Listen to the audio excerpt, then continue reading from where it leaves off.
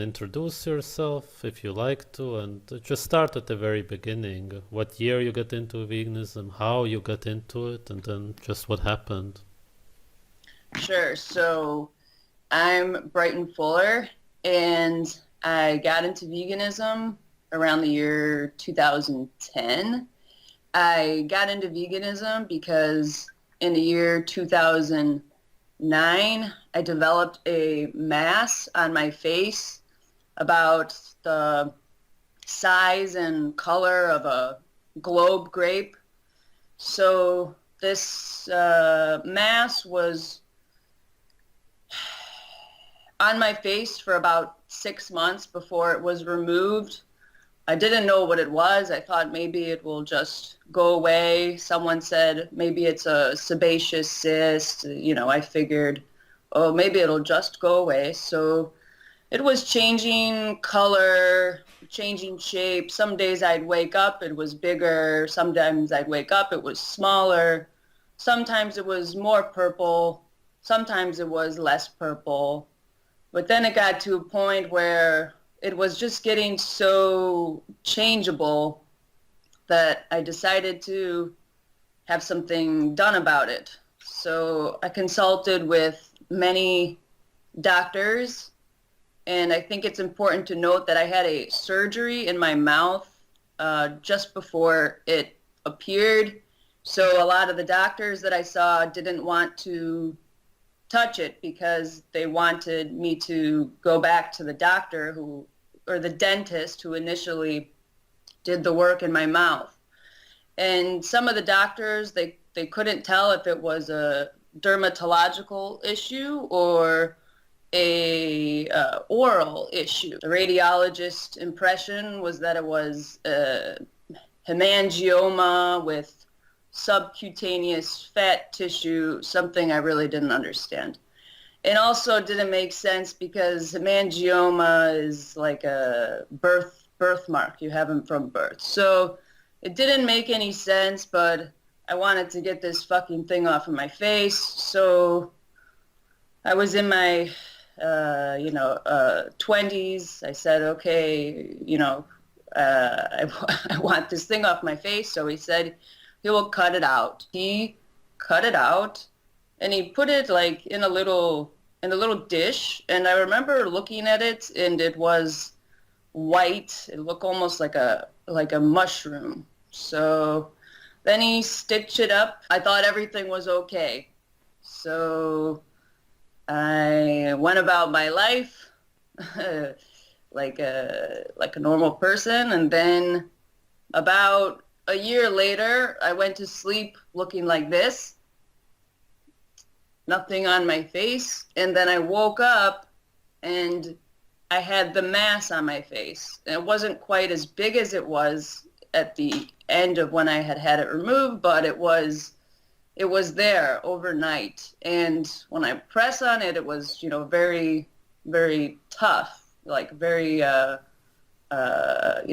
tender to the touch, and didn't feel like it was full of liquid or cyst or anything like that. So I went back to the same doctor. I didn't really trust him to cut it out again, and it seemed like if you are calling like a landscaper to trim the hedges, they have to come back to trim the hedges because they don't get the roots out. I didn't really feel like going through this process again because it failed me.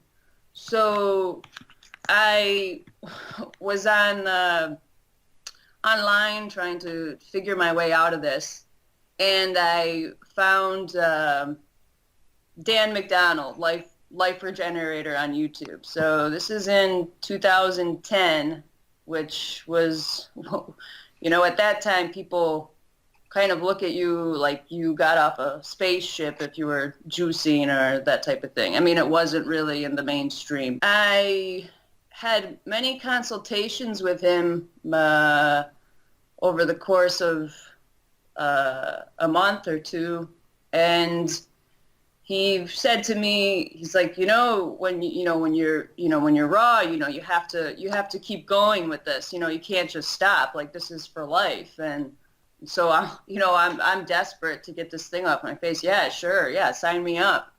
So uh, I began eating raw foods for the first month. And then I joined a detoxification group that Dan McDonald was spearheading on Facebook. And it was a 3-month detoxification program. And the first month consisted of eating only raw fruits and vegetables with no salt and no oil and no nuts and seeds. And then the second month consisted of eating mono meals. And the third month consisted of 3 weeks juice fasting, 1 week water fasting. So, sure, okay, I'll do this. And I was transitioning overnight. I just did this overnight. I didn't think twice about it. So I also think it's really important to note that even though I was a strict vegan for 9 years, I didn't consume red meat for over 20 years. So maybe like 23 years or so, I didn't consume any red meat whatsoever. And also, I never ate, from age 15 on, I never ate much meat or animal proteins whatsoever. Maybe just a couple times a year. So I never really consumed much of that. So I think that's also important to mention. I meant to say that in the beginning. In the third month is when I really started to notice the differences. So that was the month that I was fasting, was a juice fast, and was like a 7 to 10 day water fast, something like that.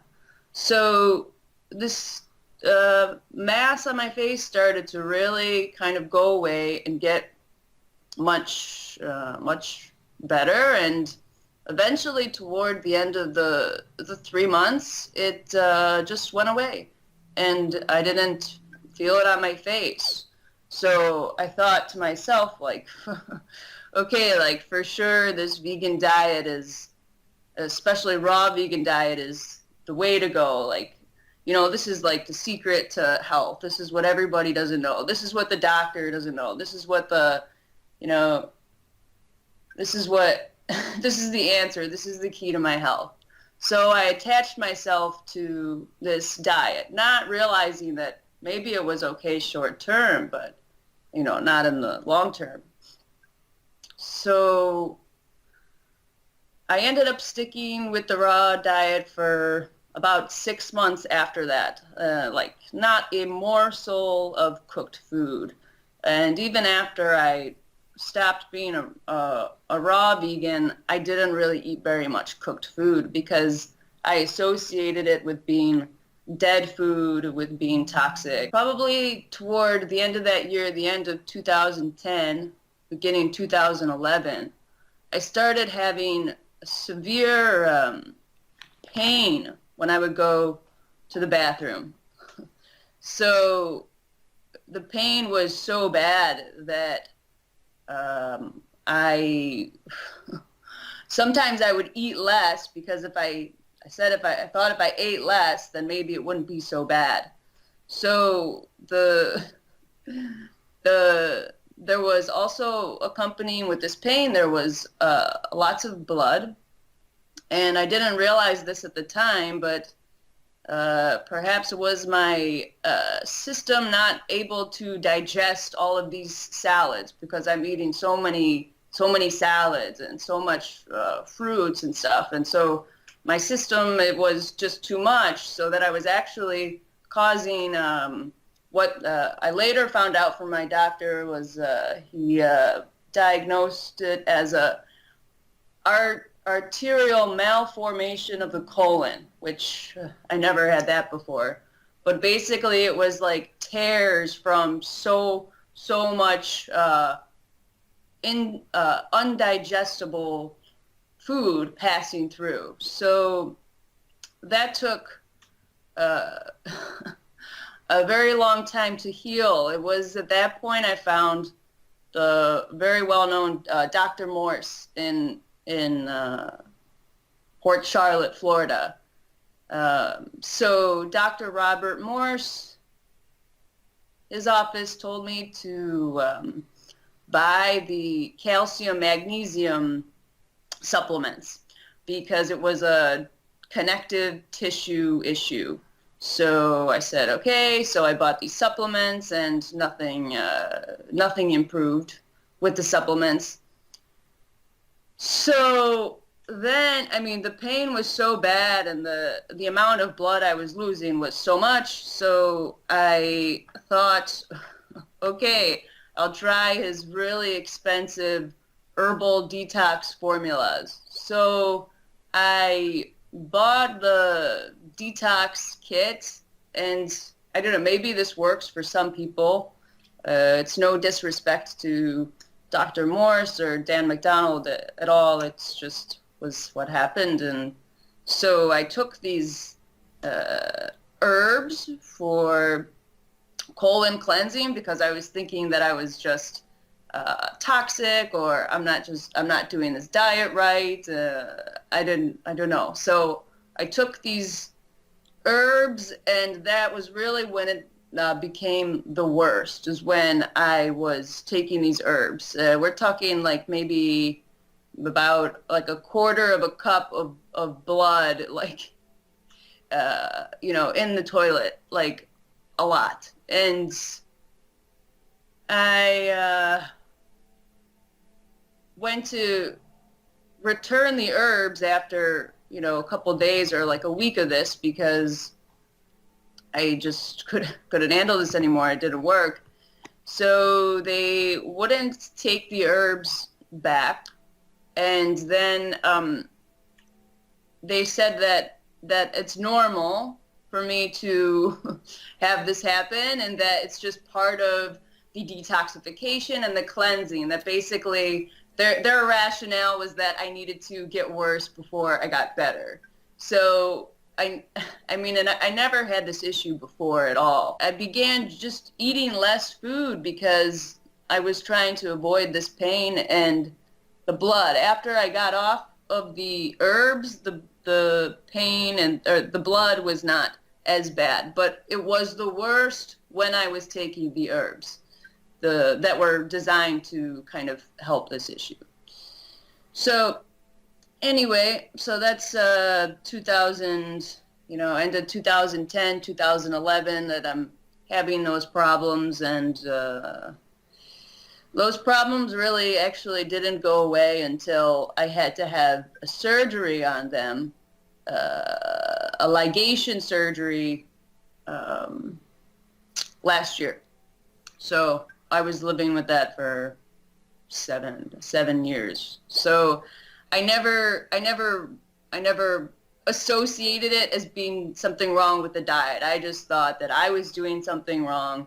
And then I became very obsessed with food combining, and I thought, okay, well, I'm just not combining the right vegetables together. Like, there was some formula for this and whatnot. Not realizing at the time how closely gut health is related to psychological health, I began developing a lot of psychological issues, not really just sort of like typical depression, but more like just just sort of a crumbling of reality, a crumbling of my sense of how to construct understandings of things.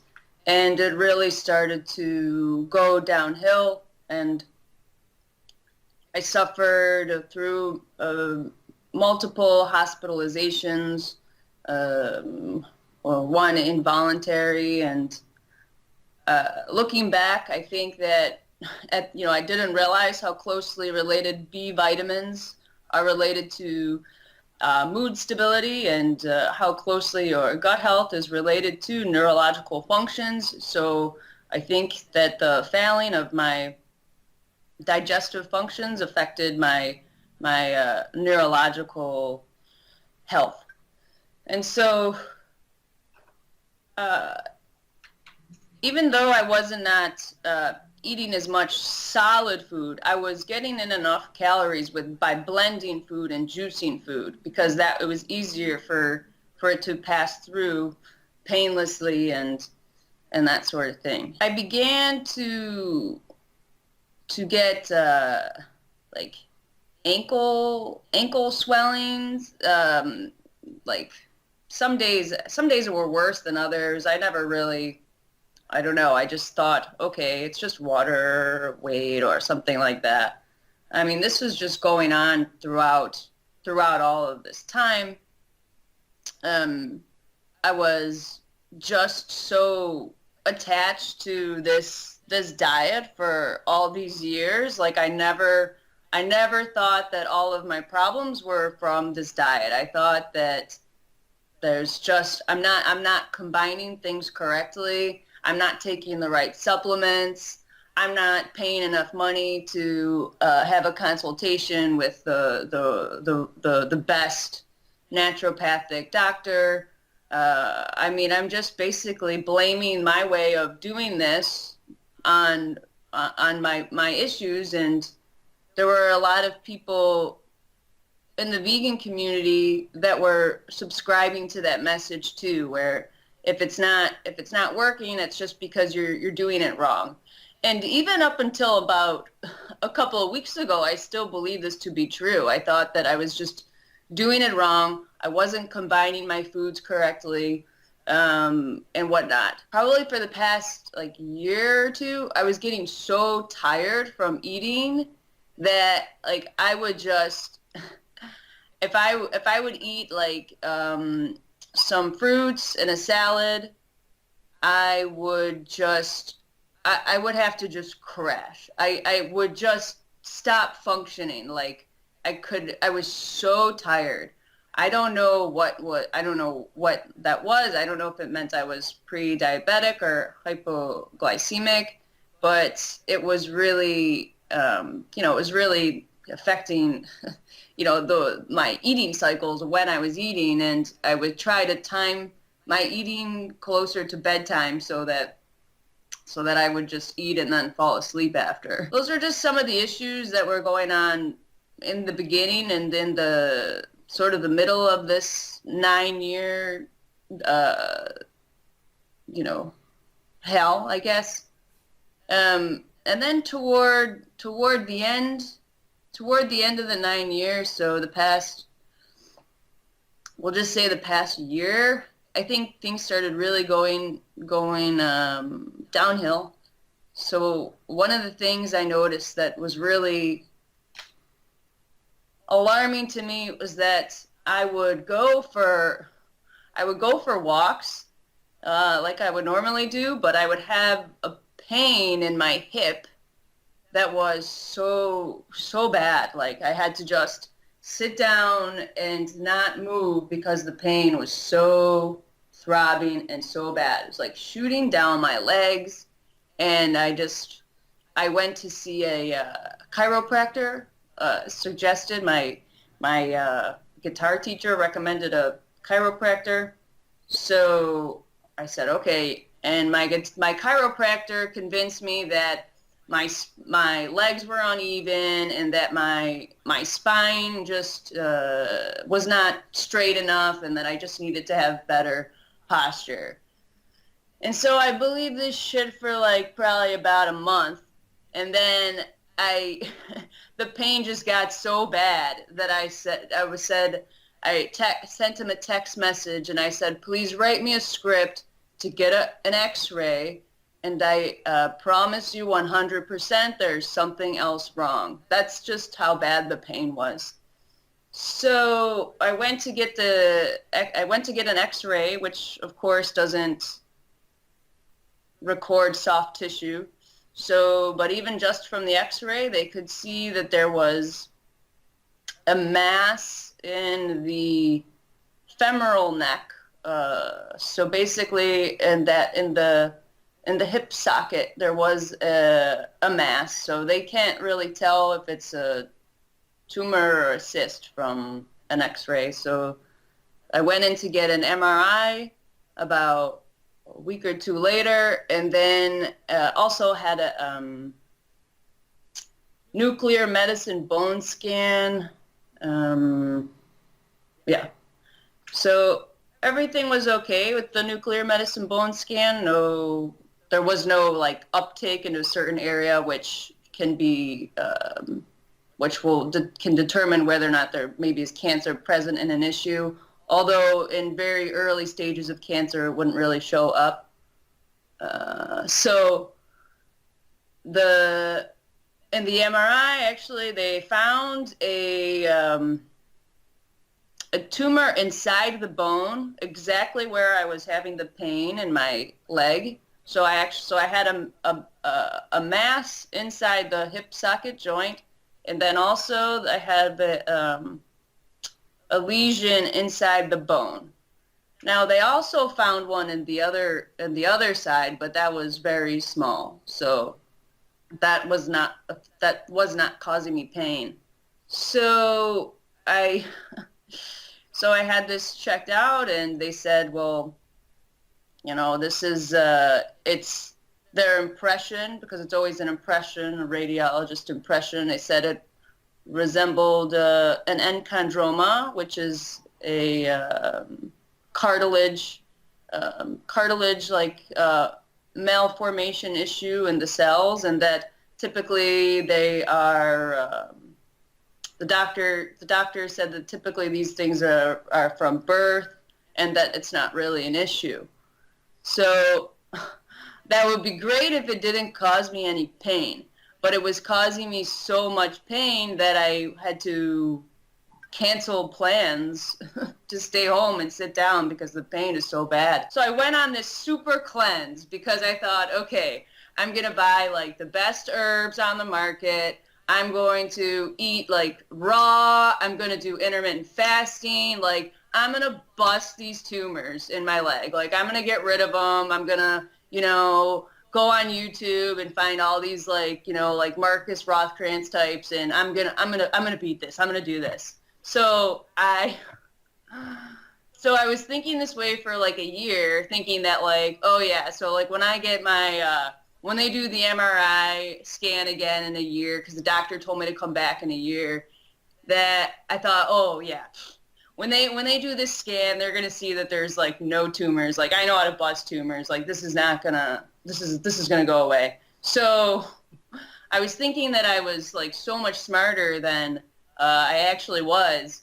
And I bought like I was doing the SCACT. I was doing all of these things that are known to heal tumors, to my knowledge. I was eating very high raw foods, mostly raw. And then I went to get the MRI just a couple months ago from now. So in like March, I had the MRI, and I was at the X-ray, actually, yeah, X-ray, MRI, and just MRI, no X-ray. And I was at the orthopedic oncologist office, and he looked at them and he said that they're the same size, so they're just still there. And I said, well, why is it causing me so much pain?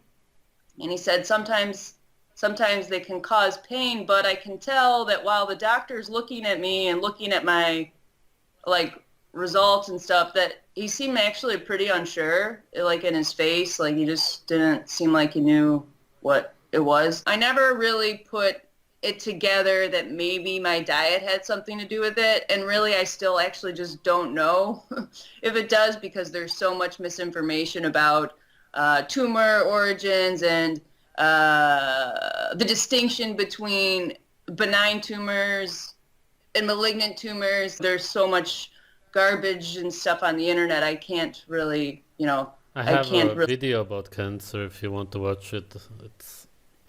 It will reveal a lot of stuff. It's quite different than what people teach nowadays, but it's too deep of a topic to get into right now. Okay, I'll definitely check that out. Definitely have to check it out. I mean, I'm just learning. I'm just learning by the day here. So I never really thought that my diet had anything to do with these issues at all. I didn't think anything was wrong with the vegan diet. I looked at people who were eating meat, and I really thought that they were dumber than me. That's what I thought. I was like, they don't know anything about health. Like that's really what I thought. I'd kind of seen some like, some YouTube videos here and there about people going back to eating meat, but I just thought those people were like weak-minded and just didn't have the mental endurance to do a vegan diet. Like I just thought those people were like, they didn't have enough self-discipline. That's how delusional I was, thinking about like how vegan diet is the best diet in the world. The first day of May, I remember, actually, I was feeling so weak.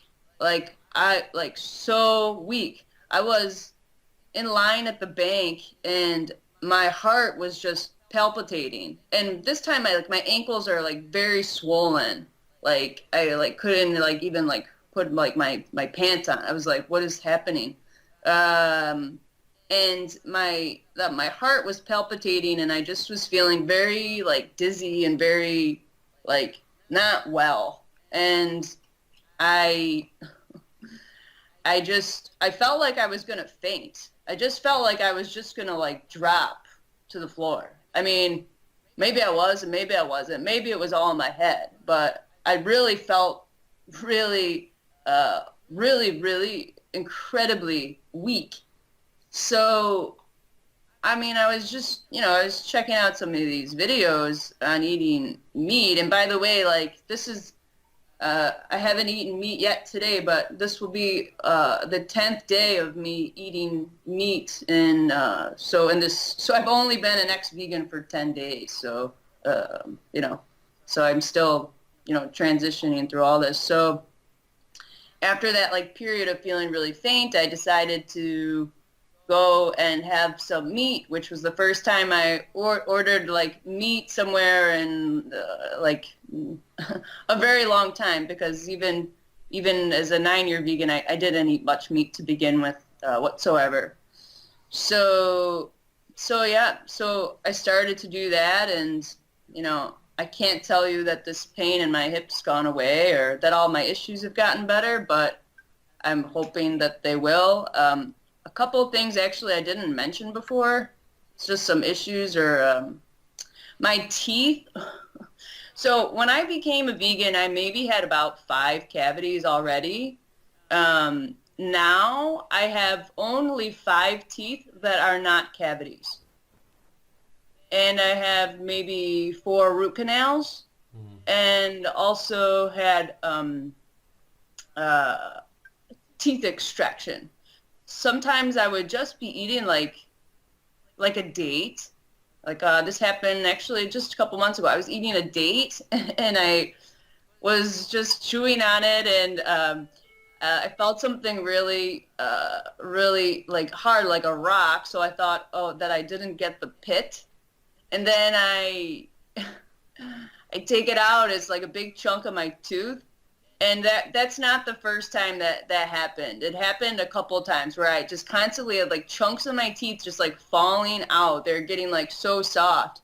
And I have the dental bills, probably spent just last year, maybe about $5,000, root canals, cavity fillings, just putting the tooth back together. I mean, even in the past 9 years, maybe $10,000-$12,000. Some vegans will say oh, well, you're just not, you need to just brush your teeth after you have fruit. That you're not, so I'm brushing my teeth after I have fruit. That's not it wasn't the problem. I was brushing my teeth often and flossing often. And doing this oil pulling thing, coconut oil, baking soda. And all this time I'm thinking that something's wrong with me. I'm not doing this right. But then I guess I just got to a point where I was thinking, well, I have to try something else. Another problem was extremely poor circulation. So I would turn the heat up. Now I live in Buffalo, which is very cold in the wintertime, but I would turn the heat up to like 80 degrees Fahrenheit. I don't know what that is in Celsius, but in the wintertime, I mean, people would come in and be like, "It is so hot in here," and I would just be like, "No, it's not." And like sometimes I would even like turn it up like at night and like and then I didn't realize like it's just okay, like something's wrong. My body composition was just like a water balloon. Just basically like just fat and bone. Like just like a really like just squishy water balloon. Like no muscle at all. And if I did do something to build a muscle, like go walking or yoga, I could feel like the muscle form. I said, "Oh, I'm getting muscles now," and then like a week later or something, like it was gone. I would eat like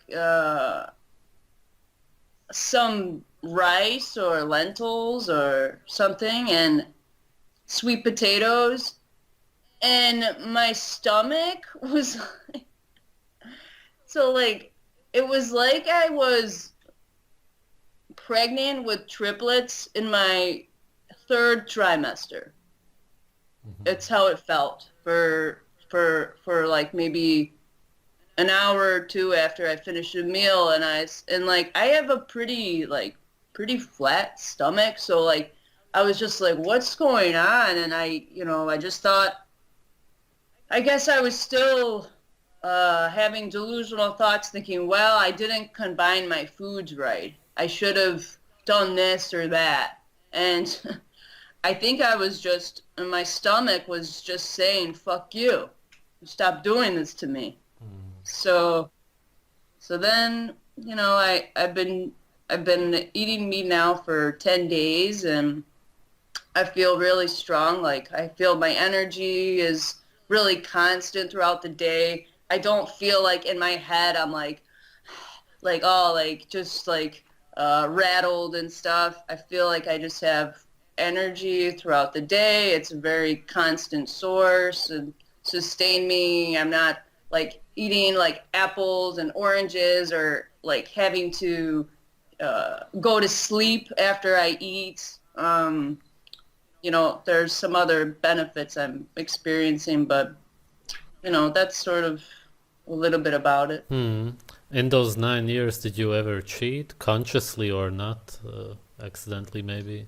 There was one time where I had too much to drink at a wedding, as is pretty common, and I remember, from what I remember, I ate some crab cakes, Okay. and other than that time, no, very strict. Hmm. Uh, even on long flights, if the meal had, I've been on some really long flights, like to Africa and to all over, and uh, sometime I was just too lazy to get the vegan option because I don't want to sit on the phone or I don't know what you have to do to get the stupid meal, but I didn't want to, I would just not take the time to do that.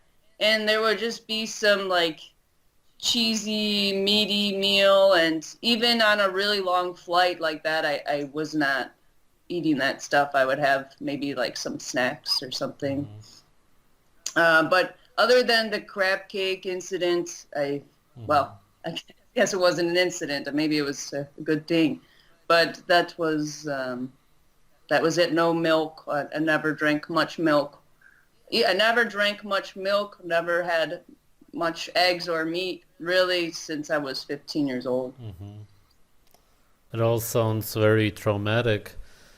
How do you see the future of veganism? What do you think is going to happen? What is this whole thing? Is it a movement? Is it a trend? How do you see it? I think that, well, it is definitely a trend, I think. And I think that the future of veganism, it depends on the amount of collectively shared, valid, documented, honest evidence that proves that it's not sustainable. I think that the more empirical evidence available and accessible to people, individuals, nutritionists, and scientists, that the diet is not sustainable will shape the future of veganism and hopefully carry more importance than something that's just simply like a trend. I think it's videos like these that are disseminated across the internet that really, can shape the future of it, and maybe even just create a movement in health that may be a breakthrough in human longevity or even just understanding the causes of deterioration. Um, I think at this point in time that we know of, there have never been more vegans or ex-vegans on the planet that we know about. So this is like the point in recorded history that we are able to really ascertain what the future of veganism is. And from what we can tell at this point, especially from people who have been on this diet long term, is that it's basically it's like it's going through like a blender, like a Vitamix blender, and it's being broken down into its smallest pieces, and we're attempting to digest it, and with the I think greatest human effort that has ever been recorded in history. And I feel like we're coming to realize that it was all just a bunch of indigestible fibers of delusion that turned into diarrhea that's eventually going to be flushed down the toilet. Very well said. Did you have any vegan friends, any contacts? And if so, what do they think about you quitting? Or did they themselves quit in this time? I have one vegan friend. She sent me some message like, oh, she said, I said, oh, I'm eating meat now. I'm not a vegan anymore. And she just said something oh, like that's cute or something like that. I don't know. I didn't really have very many vegan friends. In fact, I was quite reclusive. I think maybe even as a result of it, I didn't really have many vegan friends. So Do you feel regret now that you think back about this whole experience, or how do you see it? it's really, it's really, I don't regret it. I think that I just can't regret it because it already happened. I just feel that it's really been like a process of self-reflection for me to really look back and think about how I thought I was like so smart and that what I was doing was so much better than other people, that compared to what other people were doing, and that it's just really a big learning lesson for me that I'm not, I wasn't as smart as I thought I was, that veganism it's not like an answer, and that, even though you think you might have all the answers about something, and it's really hard for you to get outside of like your box, there's actually ways to escape the confines of like your ways of thinking, and to like get out and branch out and actually do real research on health and be able to really get healthy. And I think people get into veganism, especially young women, I think, of childbearing age, get into veganism, and they will get into it under the guise of all these like stupid things, like they're saving the animals and all this stuff. And I really do strongly believe from what I've seen on like YouTube that there are a lot of particularly young women that do have body image issues that are getting into this because they quite superficially they want to lose weight and they want to look their best, and there are biological underpinnings for why someone of childbearing age would want to appear to look their best for things like mate selection and things like that. They may not consciously be thinking about it, but I think that's really the root cause. However, to sacrifice your health to do what you think will make you look more attractive to like the opposite sex or even the same sex is both crazy and stupid. Hmm. Anything else you would like to add? Anything you experienced in this time that's noteworthy? Anything you would like to say to any vegans watching, maybe? I thought that it was a means for me to survive more healthfully and achieve radiant health, but it actually feels like it did the opposite, and that